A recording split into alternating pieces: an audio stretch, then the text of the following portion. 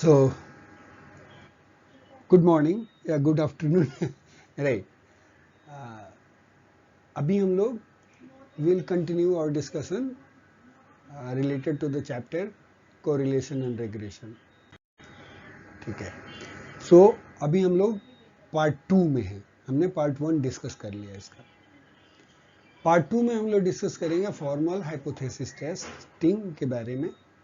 So hypothesis, if conducting a formal hypothesis test to determine whether there is a significant linear correlation between two variables, use the following null and alternative hypothesis that uses rho. ये याद रखिएगा, ये symbol बहुत important है और symbol हमारे लिए इसलिए इंपॉर्टेंट है क्योंकि रो हमने पहले भी बोला हुआ, रो जो आएगा वो पॉपुलेशन के लिए आएगा, ठीक है, और आर सैंपल स्टैटिस्टिक्स के लिए आ रहा है.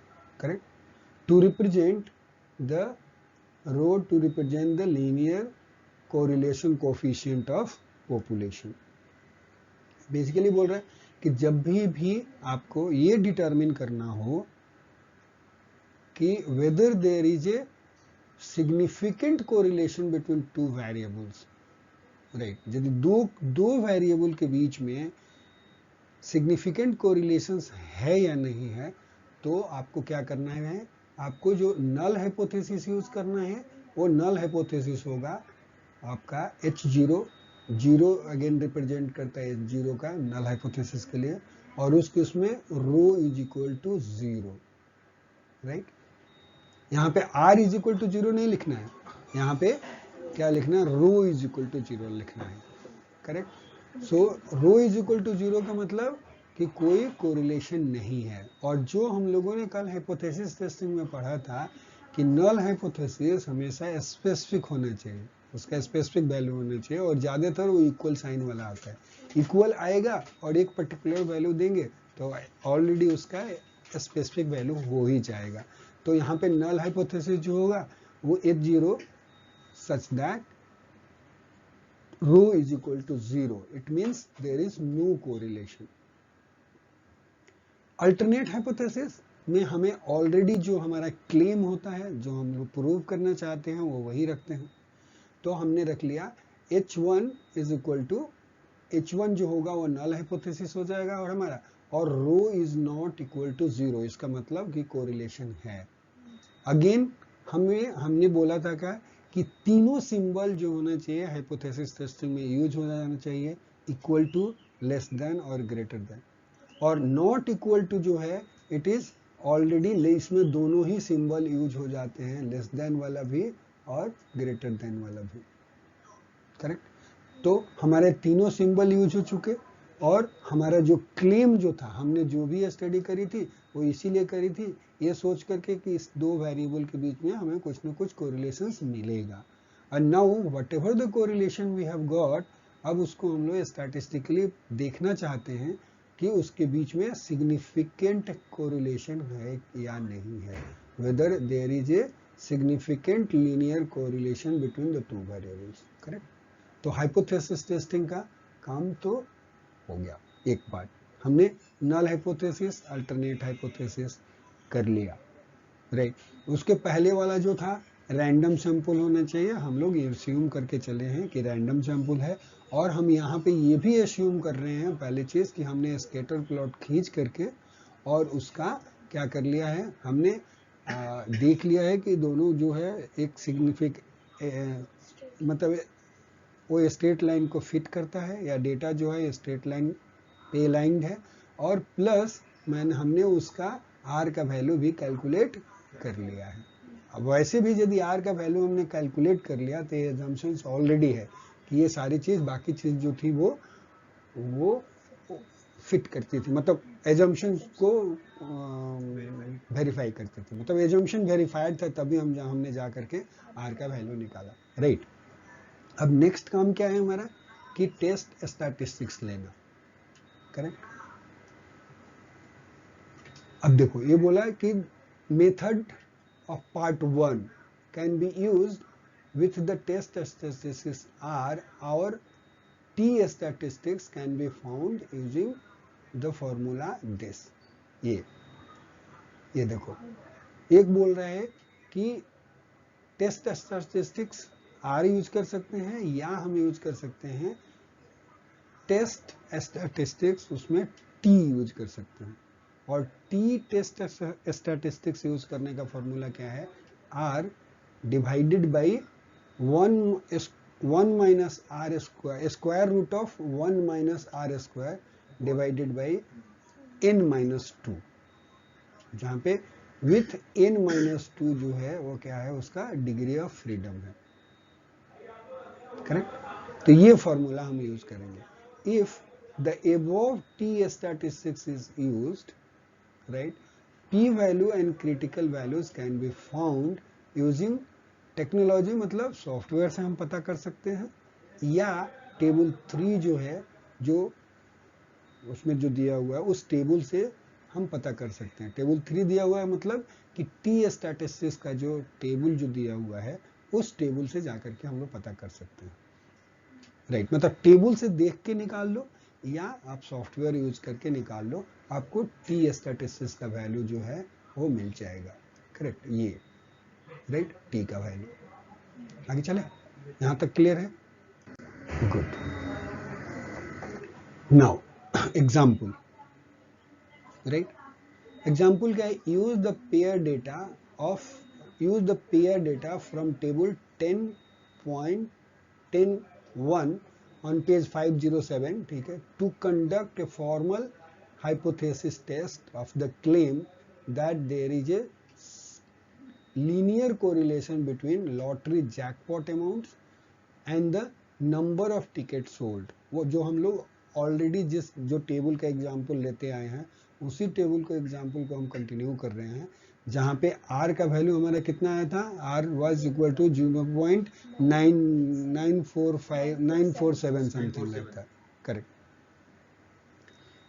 उसमें बोल रहा है कि use 0.05 significance level with the P value methods of testing hypothesis.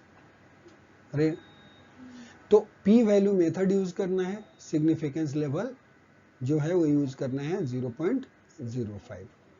Requirement check, we noted that requirement appears to be satisfied, वो ऑलरेडी हम लोग देख चुके हैं, इसके पहले वाले स्लाइड में भी वही हमने रिपीट किया था, तो we will not repeat it here. To claim that there is a linear correlation means is to claim that the population linear coefficient sigma is different from 0। Correct, यही है।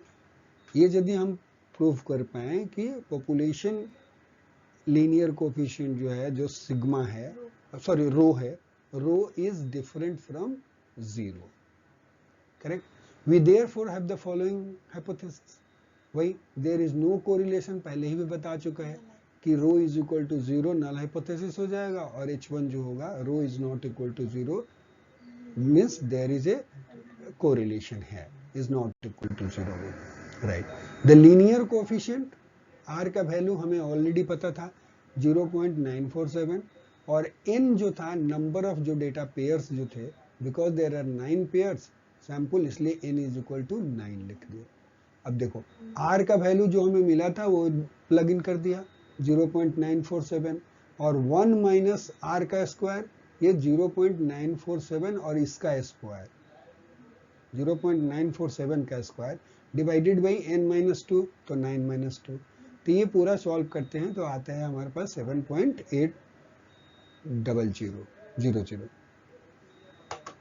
With n minus 2 is equal to 7 degrees of freedom. अब table में भी जाकर के देखना है तो उसमें डिग्री ऑफ फ्रीडम का टेबल है, एक एक्सिस पे लिखा हुआ डिग्री ऑफ फ्रीडम लिखा हुआ, तो वो आप ढूंढेंगे 7, बेसिकली उसमें 7 वाला कॉलम में जाएंगे, so that the test statistics जो है टी, ये वैल्यू जो आ रहा है, राइट, उस डिग्री ऑफ फ्रीडम में, उस डिग्री ऑफ 9 वाले डिग्री ऑफ फ्रीडम में जब इधर की तरफ रो की तरफ चलोगे तो आसपास का कहीं ना कहीं टी जो है, टी का वैल्यू जो है वो 7.8 आसपास में दिखेगा आपको, और जहां पे जिस कॉलम में दिखेगा उसके ऊपर जाके उसका पी वैल्यू देखना है। Right, so yields p value that is less than 0.01। तो वहां से उस टेबल से हमें मिल गया p वैल्यू कितना 0.01। ठीक है। टेक्नोलॉजीज मतलब again software so that the p value is 0.000 when rounded, मतलब फोर्थ डिजिट में भी कुछ ना कुछ नंबर होगा जो सॉफ्टवेयर ने कैलकुलेट किया होगा, right. Because p value is 0.000 is less than the significance level 0.05, even 0.01 में भी होता तभी भी ये 0.05 से कम ही था। तो उस केस में हम क्या करेंगे, we will reject the null hypothesis. हमारा वही तरीका है कि यदि if p value is low null must go, right. You ठीक है, p value is low, right. p value is low means null will go, और p value is greater then null will fly. Good. P low null go.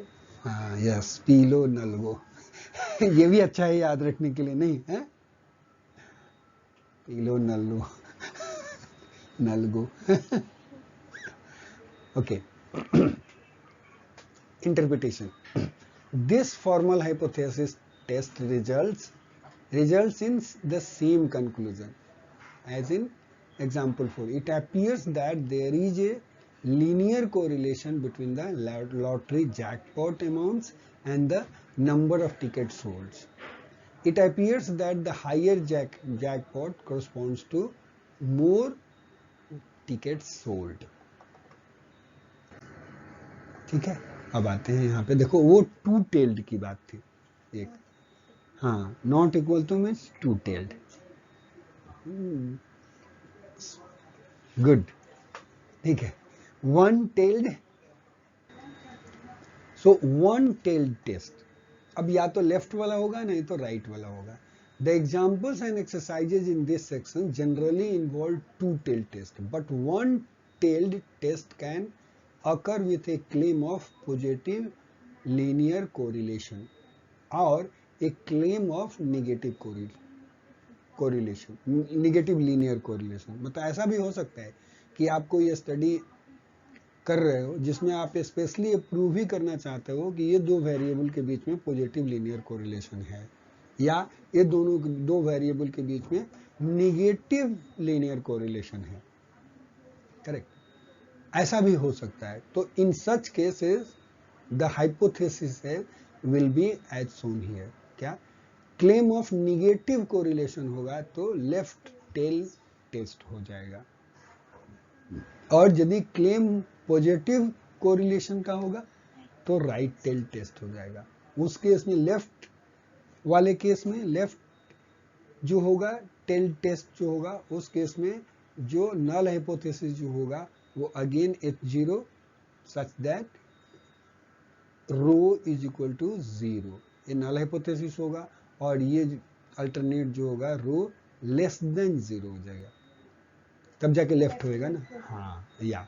और right के case में again null hypothesis तो same ही रहेगा, H0 row is equal to 0, और right side में क्या होगा H1 row is greater than 0। ठीक है। For these one-tailed test, the p-value method can be used as in the earlier chapter. जैसे वहां पर भी हम लोग p वैल्यू का मेथड जो यूज करे थे वो एग्जैक्टली सेम वे में हम लोग यूज करेंगे, राइट। इक्वल का साइन मतलब किसमें,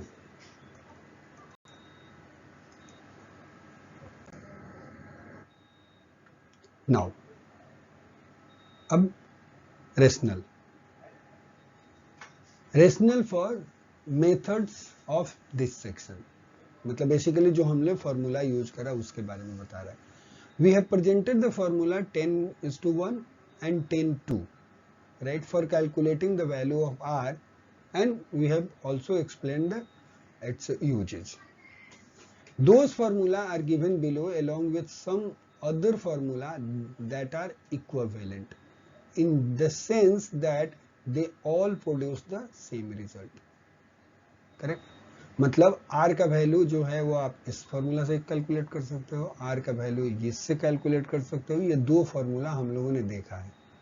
आर के वैल्यू को इस फॉर्मूला से भी कैलकुलेट किया जा सकता है, आर का वैल्यू इससे भी कैलकुलेट किया जा सकता है, आर का वैल्यू इससे भी कैलकुलेट किया जा सकता है। इस फॉर्मूला में सिर्फ स्टैंडर्ड डेविएशन यूज कर रहा है, standard deviation of x into y, standard deviation of x, standard deviation of y। उसी तरह से यहाँ पे ये स्टैंडर्ड डेविएशन है, बाकी x बार आपको पता है मीन है, और y बार y मीन है, और y इंडिविजुअल y वैल्यूज हैं, और x जो है वो इंडिविजुअल x वैल्यू है। तो इसमें से कोई भी आप फॉर्मूला यूज करो, ऑल आर ओके। ठीक है, we will use the formula 10.2 to help us understand the reasoning that underlies the development of linear correlation coefficient। हमें क्या देखना है, ये बता रहा है कि हम रीजनिंग अंडरस्टैंड करें, that will help us to understand the reasoning underlies the development of linear correlation coefficient, because the formula 10.2 uses z score, right? the value जो है वो sum of z score of x into z score of y, ये क्या होगा, does not depend on the scale। पहली बात क्या, does not depend on the scale, इसका मतलब यदि x और y को हम लोग चेंज कर दें, मतलब उसका वैल्यू चेंज कर दें, राइट, तो भी ये वैल्यू जो सम ऑफ जेड स्कोर जो आएगा, Z score of X into Z score of Y, और उसका समेशन वो चेंज नहीं होएगा। That is used for the X and Y values. ठीक है, एक प्रॉपर्टी क्या बताई इसमें, यदि हम जेड स्कोर यूज कर रहे हैं तो ये क्वांटिटी जो दिख रही है तुमको, ये वाले, ये नहीं बदलने वाली है, this is not going to change. और हमने कोरिलेशन प्रॉपर्टी में क्या बोला था, एक्स वाई को चेंज कर दोगे तभी भी नहीं बढ़ेगा, और यदि उसको स्केल भी कर दोगे तभी भी आर का वैल्यू चेंज नहीं होगा। करेक्ट, तो यदि मान लो कि ये वैल्यूज, राइट, ये वैल्यू पहले भी वही थी, और यदि आपने इसको x और y के वैल्यू को ट्रांसफॉर्म कर दिया, मतलब चेंज कर दिया, किसी फैक्टर से मल्टीप्लाई कर दिया, या स्केल कर दिया, उसी को बोलते हैं। या स्केल करना मतलब आइदर बढ़ा देना एक या घटा देना, स्केल करना मतलब। तो स्केल भी करोगे तो ये वैल्यू नहीं चेंज होगा, तो आर का वैल्यू चेंज नहीं होएगा। Correct.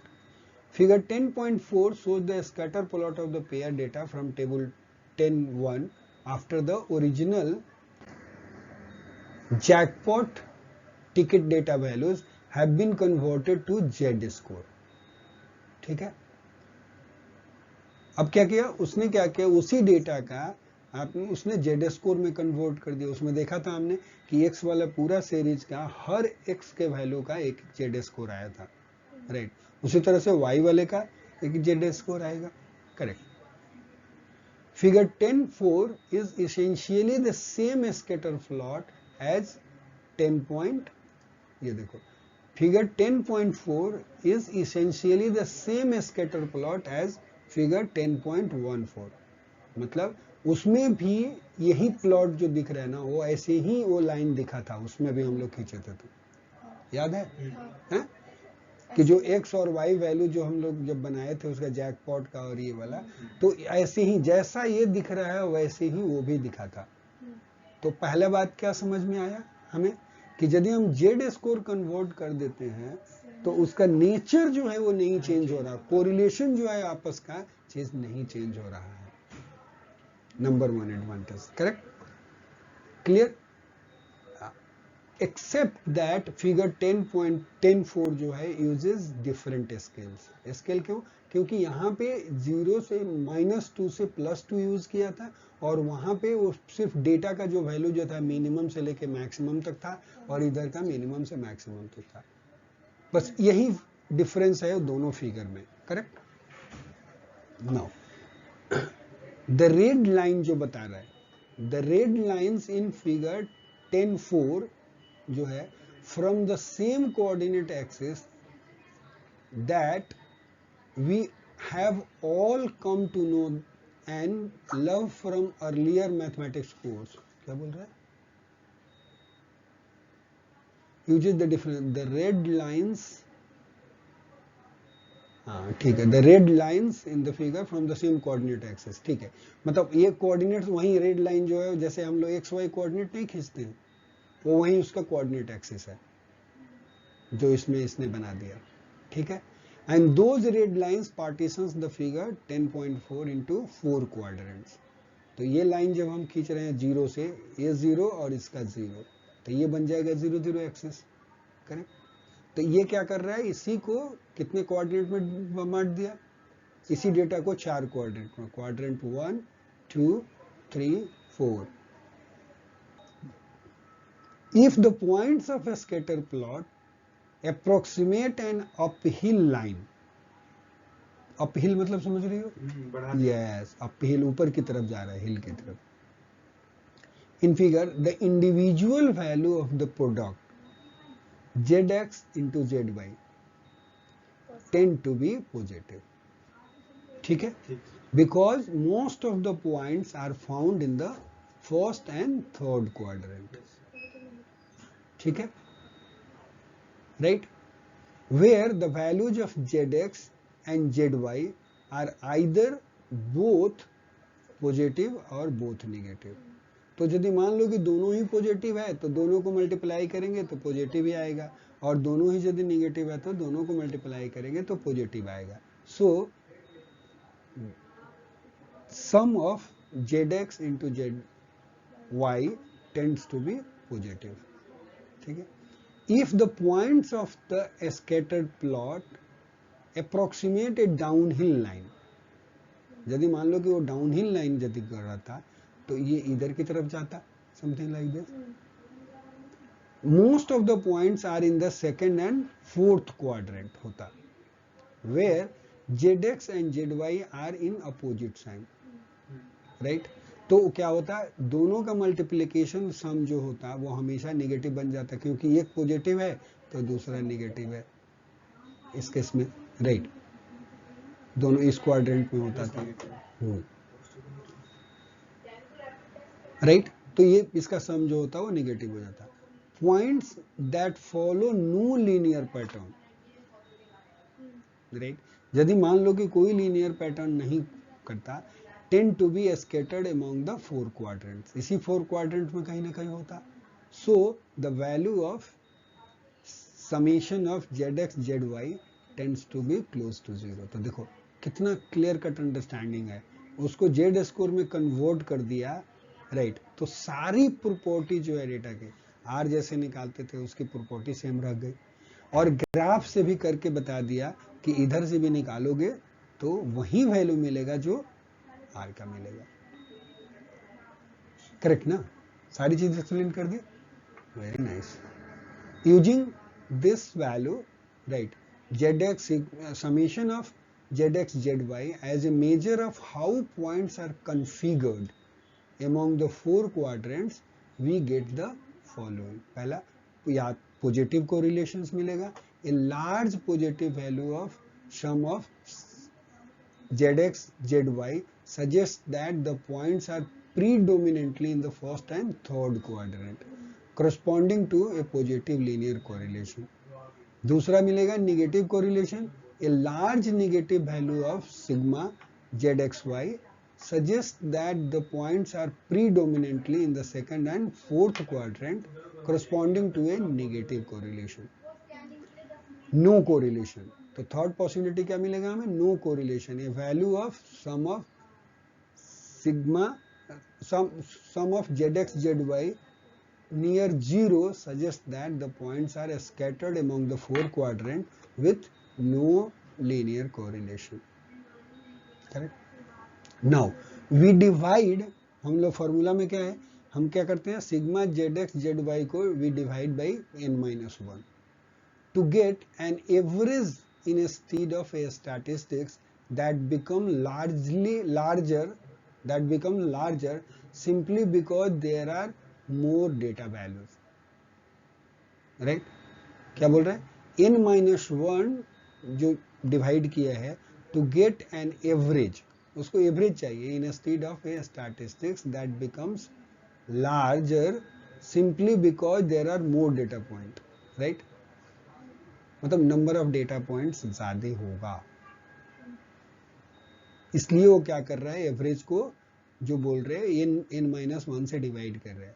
The reason for dividing by n-1 instead of n essentially are the same reason that relate to standard deviation. क्योंकि पॉपुलेशन वाले में n से डिवाइड करते हैं और सैंपल स्टैटिस्टिक्स में हमेशा n-1 से डिवाइड करते हैं. स्टैंडर्ड डेविएशन भी जो डिवीजन होता है, पॉपुलेशन मतलब सारे लोगों का डेटा लोगे तो n से, नहीं तो इसको n-1 से डिवाइड करते हैं. The end result is the formula 10.2 which can be algebraically manipulated into any one of the other expression for AR. ठीक है, चले आगे. अब part 3 okay, randomization test, right? ये क्या है? When listing the requirements for analysis of correlation, right, we noted that the alternative to the methods presented in part 1 are to use rank correlation, ठीक है, और the resampling method of randomization. वो दूसरे chapter की बात कर रहा है, कुछ मतलब अलग चैप्टर की बात कर रहा है कि जब भी बोल रहे हैं कि एक रिक्वायरमेंट जो है कि जब भी हमें कोरिलेशन को एनालिसिस करना है, राइट, तो हमें क्या देखना है, अल्टरनेटिव मेथड जो है, राइट, एनालिसिस करने का, वहां पे चाहिए क्या, हमें रैंक कोरिलेशन यूज करना है या रीसैम्पलिंग मेथड ऑफ रैंडमाइजेशन करना है. वो एक दो टेक्निक है. अब बोल रहा है the randomization method is based on the principle that when assuming a null hypothesis of no correlation, ठीक है, we can resample by holding the x data values fixed while randomly solving the other order of the y data values. तो यहाँ पे तो फिर वो change होगा. We do solving without replacement, so we are working with a randomization test that can be used to test the assumption null hypothesis of no correlation. देखो, randomisation test का purpose क्या है? आपके पास दो हाइपोथेसिस है, एक null hypothesis है जहां पे आप ये मान के चल रहे हो कि रो का वैल्यू 0 है, it means there is no correlation, right. और दूसरा अल्टरनेट हाइपोथेसिस जो है, जो आप क्लेम करना चाहते हो कि there is a correlation, either हो सकता है कि पॉजिटिव हो या नेगेटिव कोरिलेशन हो, तो वो वन टेल्ड में चला जाएगा वो, और यदि टू टेल्ड में रहेगा तो मतलब देयर इज नो कोरिलेशन. तो वो पॉजिटिव है या नेगेटिव है, वो जो बने, मतलब अल्टरनेट हाइपोथेसिस, दोनों में से कोई भी हो सकता है. जो रो इज नॉट इक्वल टू 0 हमने डिफाइन किया था. यहाँ पे क्या बोल, रैंडमाइजेशन टेस्ट जो है उसका काम क्या है, उसकी जरूरत क्यों है, वो ये टेस्ट करना चाहता है कि assumptions जो मान के चल रहा है नल हाइपोथेसिस में कि कोई कोरिलेशन नहीं है डेटा में, उसको टेस्ट करना चाहता है कि वाकई में वो कोरिलेशन है या नहीं है. वाकई में कोई कोरिलेशन नहीं है, वो देखना चाह रहा है, उसके लिए रैंडमाइजेशन टेस्ट है. ओके, इसके लिए उसने x को फिक्स रखा, y को. हाँ, अब वो मेथड बता रहा है, राइट. अब देखते हैं मेथड क्या है. अब मेथड में देखोगे तो ये मेथड बोल रहा है कि ये रैंडमाइजेशन, ये देखो, randomization method is based on the principle that when assuming a null hypothesis of no correlation, यदि मान लो कि हम ये मान के चल रहे हैं कि नल हाइपोथेसिस में कि कोई कोरिलेशन नहीं है, राइट, देन तो हम क्या कर सकते हैं, we can resample, right, by holding x data values fixed. x data को फिक्स कर दिया। एंड और क्या करो, while randomly shuffling the order of y data values, right. मतलब आपके पास दो वैल्यूज है ना, देखो यहाँ पे कोई भी लोगे तो सपोज करो ऐसे करके आपके पास डेटा होगा, एक डेटा जो है वो x वाला है, राइट, और दूसरा कॉलम y वाला है, राइट। अब हर पॉइंट में ये ऐसे करके आपके पास डेटा पॉइंट होंगे कुछ ना कुछ, तो ये बोल रहा है कि x वाला बिल्कुल फिक्स रहेगा, ये वाला फिक्स कर लो आप, और ये वैल्यूज को चेंज करो, इसको उठा के इसमें डाल दो, या इसको यहाँ का उठा करके तीसरे में डाल दो, ये कैसे भी रिसल्फिंग करो, इसको सल्फ करो, लेकिन ये इसको कांस्टेंट रखो। मैं उसकी वैल्यू को नहीं चेंज करना है, रीअरेंजमेंट करना। हाँ, सल्फिंग करने मतलब इसको इस यहाँ जो डेटा जो था वो इसके करस्पॉन्डिंग में उसको उठा करके दूसरे में डाल दो, और यहाँ के वैल्यूज को कहीं तीसरी जगह डाल दो। मतलब वो बोल रहा है पहला चीज, ये बोल रहा है कि इसको सॉल्व करो, वही बोल रहा है कि while randomly shuffling the order of y data values, we do shuffling without replacement, ठीक है, without replacement, right. And so we are working with randomization test that can be used to test the assumption of null hypothesis with no correlation। अब जैसे इसको सफलिंग कर दोगे तो एक अलग y डेटा का वैल्यू जाएगा, राइट, तो फिर जाके कोरिलेशन निकालेंगे x और y डेटा के बीच में, इसको सल्फ करने के बाद, और फिर देखते हैं कि आगे। तो बोला कि सफलिंग करके एक डेटा को फिक्स करके दूसरे को सफल कर दो, तो हम लोग टेस्ट कर सकते हैं। That's what it is telling up till now randomization test में, ठीक है जी। Okay, shown below is the table 1 from the chapter, वही प्रॉब्लम है, followed by the two resampling, देखो followed by two resampling in which the ticket data are solved in a random order। उसको सफल कर लिया, राइट, रैंडम ऑर्डर में, वो कोई ऑर्डर फिक्स नहीं है कि ये यहाँ जाएगा वो वहां जाएगा, किसी में इधर से उधर दूसरे डेटा को उसने सफल कर दिया। Such shuffles are based on the null hypothesis of no correlation, and if we calculate the linear correlation coefficient R for each new shuffle, right, we get a list of R values that can be used to determine whether the actual R जो आया था 0.947, right, from the original data is significant in the sense that it is not likely to occur by chance when there really is no correlation। मतलब अब उसको test करेंगे, हाँ, इसके respect में, ये तो वैल्यू मेरे पास पहले आया था, अब इसको बार बार रीसॉल्व करेंगे तो हर बार आर का वैल्यू कुछ ना कुछ आएगा, तो वो एक डेटा जनरेट करेगा, तो उस डेटा जो जनरेट होगा उसको इसके वे में जाके कंपेयर करेंगे हम, करेक्ट। तो ये बोल रहा है, तो यहाँ पे उसने क्या दे दिया, ये तो ओरिजिनल डेटा जैसा था वैसा रख लिया, और एक है random सफलिंग of ticket data, ticket data को सफल कर दिया। देखो 16 इधर आ गया, देख रहे हो, 54 इधर आ गया, अब 41 की जगह पे फिर एक 16 आ गया, ये इधर वाला 16, मतलब ऐसे ऐसे करके इसने अरेंज कर दिया। दूसरा अनदर सफलिंग ऑफ टिकट डेटा, फिर इसको सफल कर दिया एक दूसरे वाले मेथड से। Using the pair data in table 10.1, we can use the technology to create 1000 samples using preceding method of shuffling। मतलब ऐसे बहुत सारे सैंपल्स क्रिएट कर सकते हैं, तो उसने मान लो 1000 ऐसे क्रिएट कर लिए सफलिंग, right. Here is one result from the technology. Among the 1000 values of R created by shuffling the ticket values as described above, none of them are at least as extreme as a value of 0.947 found from the original data in table इतना, मतलब इससे ज्यादा उसको नहीं मिला किसी में correlations, ये बोल रहा है। None of the values was as are at least as extreme as the value of 0.947. ठीक है, इससे ज्यादा उसको correlations नहीं मिला. Because a result of R is equal to 0.947 never occurred among 1000 samples.